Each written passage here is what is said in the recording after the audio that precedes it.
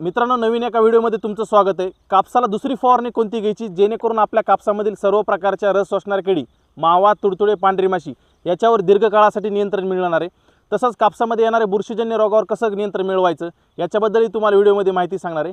आणि कोणतं टॉनिक आपल्याला कापसाच्या या फवारणीमध्ये वापरायचं आहे ज्याच्यामुळे आपल्याला कापसामध्ये जबरदस्त फुटवा आपल्याला मिळून जाणार आहे। तर व्हिडिओला शेवटपर्यंत पहा आणि सर्वात आधी आपल्या ॲग्री सरकार चॅनलला सबस्क्राइब करायला विसरू नका। खाली सबस्क्राइब बटन आहे। नमस्कार, मी ऋषी मोठे पाटील।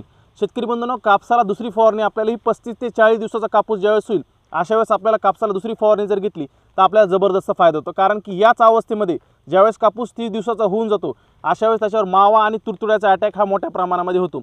मग याच्यावर जर आपल्याला नियंत्रण मिळवायचं असेल तर आपल्या दीर्घकालीन जे नियंत्रण देणार आहे त्या कीटकनाशकाचा वापर करायचा आहे। तर आपण सर्वात आधी बघूया की कोणतं कीटकनाशक आपल्याला कापसाला दुसऱ्या फवारणीमध्ये वापरायचं आहे। शेतकरी बंधूंनो, आपण कापसाला जी पहिली फवारणी सांगितली होती याच्यामध्ये आपण ॲक्ट्रा म्हणजे थायमेक्टोझान 25% WG याचा वापर करायला सांगितलं। त्याच्यामुळे काय झालं, कापसामधील बऱ्याच प्रमाणामध्ये रस शोषणाऱ्या किडी, मावा, तुडतुडे, पांढरी माशी याच्यावर चांगलं नियंत्रण मिळालं असेल। आता तुम्ही बघत असाल कापसावर कुठंच काही अशा किडी वगैरे दिसत नाही। पण आता दुसरी ज्यावेळेस आपण फवारणी गेलो याच्यावेळी आता काय व्हायला की काही प्रमाणामध्ये मावा आणि तुडतुड्याचा अटॅक हा दिसून यायला आहे। आणि आपण ही दुसरी फवारणी जर ह्या वेळेमध्ये घेतली नाही 30 दिवसानंतर किंवा 60 दिवसाच्या आतमध्ये तर आपल्याला काय होईल, हा अटॅक मोठ्या प्रमाणामध्ये होईल आणि आपल्या उत्पादनामध्ये जबरदस्त घट दिसून येईल। तर मग अशा वेळेस काय करायचं आपल्याला की सगळ्यात प्रभावी असं कीटकनाशक वापरायचं। तर ते मित्रांनो, कीटकनाशकाचं नाव आहे फ्लोनिकामाइड 50% WG। हे तुम्हाला पनामामध्ये सुद्धा भेटेल, त्यानंतर उलाला सुद्धा भेटेल आणि बायर्स रेनकिल ह्या नावाने सुद्धा भेटेल। कुठल्याही कंपनीचं घ्या, जे तुम्हाला स्वस्त पडेल ते वापरायचं आपल्याला। याचं प्रमाण ठेवायचे 15 लिटरला आपल्याला फक्त 8 ग्रॅम प्रमाण वापरायचं। याच्यामुळे काय होईल मित्रांनो, कापसामधील मावा आणि तुडतुड्यावर 100% नियंत्रण मिळेल, पांढऱ्या माशीवर सुद्धा नियंत्रण मिळेल। म्हणजे सर्व प्रकारच्या रस शोषणाऱ्या किडी ह्या ज्या अवस्थेमध्ये येतात याच्यावर दीर्घकाळासाठी नियंत्रण मिळेल। दीर्घकाळ म्हणजे काय, जवळपास 20 ते 25 दिवसापर्यंत पुन्हा तुमच्या कापसामध्ये कीटक ही दिसून येणार नाहीत। आणि याची मित्रांनो खासियत काय, याच्यामध्ये रेझिस्टन्स आपल्या कीटकांमध्ये निर्माण होऊन देत नाही। तुम्ही इथून पाठीमागे काय केलं असेल, कॉन्फिडर वापरत असाल, पण कॉन्फिडरचा रिझल्ट आपल्याला पाठीमागे 2-4 वर्षापूर्वी चांगला यायचा। पण आता कॉन्फिडरची फवारणी केल्यानंतर 8 दिवसानंतर कीटक वापस यायला लागले। त्यानंतर दुसरं काय, ॲसिटामाइड 20% SG हे सुद्धा बरेच जण वापरत होते, पण याने सुद्धा काय व्हायला लागलं, 10-12 दिवसांनी कीटक पुन्हा यायला लागले। आता ह्या फ्लोनिकामाइड 50% WG याचा काय फायदा की एकदा फवारणी केली तर 20 ते 25 दिवसापर्यंत मावा, तुडतुडे, पांढरी माशी जवळपास दिसून येत नाही। म्हणजे एवढा जबरदस्त रिझल्ट करतं, रेझिस्टन्स निर्माण होऊन देत नाही, तेच कीटक पुन्हा आपल्या कापसामध्ये येत नाहीत। महाग आहे औषध मित्रांनो, पण प्रमाण आपल्याला कमीच वापरायचं, फक्त 8 ग्रॅम वापरायचे। ह्याच्याशिवाय दुसरं कीटकनाशक वापरायचं नाही दुसऱ्या फवारणीमध्ये, याच्यासोबत काही मिक्स करायचं नाही।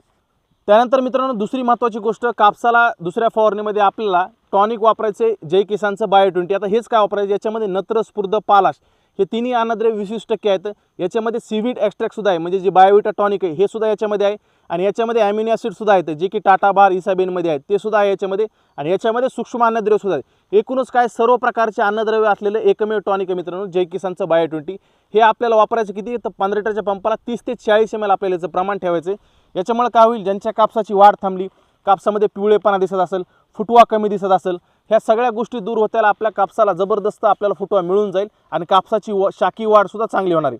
आपल्याला हे टॉनिक वापरायचं मित्रांनो, याच्यासोबत काही मिक्स करायची गरज पडणार नाही। तुम्ही जर खत दिला असेल तर एकदमच उत्तम आहे, नाहीतर तुम्ही फवारणीमध्ये याचा वापर करायचा आहे, दुसरा काही वापरायचं नाही। आता झाला मित्रांनो हा टॉनिकचा विषय। त्यानंतर तिसरा महत्त्वाचा विषय येतो मित्रांनो, बुरशीनाशक आपल्याला ह्या फवारणीमध्ये घ्यायचंच आहे, कंपल्सरी आहे। बुरशीनाशक असेल आणि कीटकनाशकामध्ये फ्लोनिकामाइड हे 2 घटक आपल्याला कंपल्सरी घ्यायचे। आता बुरशीनाशकामध्ये कोणतं वापरायचे, आपण पहिल्या फवारणीमध्ये कार्बोडिझम अधिक मॅनकोझेब म्हणजे जे साफ नावाने भेटतं याची शिफारस केली होती। त्याच्यामुळे काय झालं असेल, बऱ्याच शेतकऱ्याच्या पानावरील आणि मुळामधील सुद्धा बुरशी गेली असेल। पण आता एक समस्या बऱ्याच शेतकऱ्यांच्या प्लॉटमध्ये जाणून आली, ते म्हणजे काय, कापसाचं झाड एकदम सुकून चाललंय, आकस्मिक मर रोग हा यायला लागला। मग ह्या मर रोगावर नियंत्रण करायचं असेल तर आपल्याला आंतरप्रवाही बुरशीनाशक वापरावं लागेल। आंतरप्रवाही बुरशीनाशक कोणतं आहे, तर थायपोनेट मिथेल, जे की तुम्हाला रोको नावाने भेटेल आणि बऱ्याचशा कंपनीमध्ये जे तुम्हाला स्वस्त भेटेल तेच वापरायचे। याचं प्रमाण ठेवायचं आपल्याला 15 लिटरच्या पंपाला 30 ग्रॅम किंवा 40 ग्रॅम तुम्ही प्रमाण ठेवलं, आपला रिझल्ट जो आहे तो जबरदस्त मिळणार आहे। याच्यामुळे काय होणार आहे, कापसातील मुळातील जो बुरशीजन्य रोग आहे, मर रोग, हा कंट्रोल होईल, पानावरील बुरशीजन्य रोग कंट्रोल होईल, सर्व प्रकारे आपला कापूस एकदम हिरवागार होईल, त्याला टवटवील आणि अन्नद्रव्य सुद्धा तो चांगल्या प्रमाणे घेऊ शकेल। प्रकाश संश्लेषण क्रिया सुद्धा सुधारते मित्रांनो बुरशीनाशक फवारणी केल्यामुळे। त्यामुळे आपल्याला बुरशीनाशक ह्या फवारणीमध्ये वापरायचंच आहे आणि ते सुद्धा आंतरप्रवाही, जे काय थायपोनेट मिथेल 70% WG। तुम्हाला तिन्ही घटक सांगितले मित्रांनो, तिन्हीचा जबरदस्त रिझल्ट आहे मित्रांनो। कशामुळे, आता हे सुद्धा आंतरप्रवाही जे आहे ते कीटकनाशक आहे, फ्लोनिकामाइड 50% WG। त्यामुळे काय होतं, पानामागचे सुद्धा जे कीटक लपले आहेत ते सुद्धा मरतील आणि पानावरील सुद्धा मरणार आहेत। आणि रोको सुद्धा आंतरप्रवाही, मुळातील पानावर सुद्धा बुरशी घालणार आहे। आणि जय किसानच्या बायो-20मुळे आपल्याला संपूर्ण जो पोषण आहे ते आपल्या कापूस पिकाला मिळणार आहे. अतिरिक्त खर्च करायची गरज नाही. आता याचा खर्च काय जर बघायला गेलं तर तुम्हाला मी सांगतो, बायो-20 आपल्याला 1200 रुपयाला 1 लिटर बसतं. याच्यामध्ये जवळपास 25 पंप आरामशीर होतात. म्हणजे एखाद्याने जरी 10 पंप जरी फवारले, 10 पंप जरी एकरला, तरी त्याचा 2.5 एकर होईल. पण एवढे 10 तर पंप लागत नाही, 3 एकरला तुम्हाला आरामशीर बायो-20 पुरून जातं. आता उलालाचा रेट सांगणार ना मित्रांनो, म्हणजे फ्लोनिकामाइड 25% WG बरंचसं महाग आहे. शेतकऱ्यांना एवढा महाग वाटल्यानंतर काय होतं की त्यांची घ्यायची इच्छा होत नाही. पण मित्रांनो, याच्यासारखा सुंदर रिझल्ट कुठल्याही कीटकनाशकामध्ये नाही आहे. आणि रोको तुम्हाला एकदम स्वस्त बसेल. 500-600 रुपयाला 1 किलोचा पुडा बसतो, त्याचा तुम्हाला वापर करायचा आहे. आता हे झालं मित्रांनो. ह्या सगळ्या फवारणीचा जर आपला रिझल्ट आणायचा असेल तर आपल्याला सिलिकॉनचं स्टिकर वापरायचं. साधं स्टिकर अजिबात वापरायचं नाही. सिलिकॉन का वापरायचं आहे तर सिलिकॉन फवारणीमुळे हे सगळे औषधं का मित्रांनो पानावर एकदम चांगल्या प्रमाणे चिटकून राहतात. ढगाळ वातावरण असेल, जरी पाऊस आला चुकून वगैरे, तरी आपल्याला भ्यायची कारण नाही.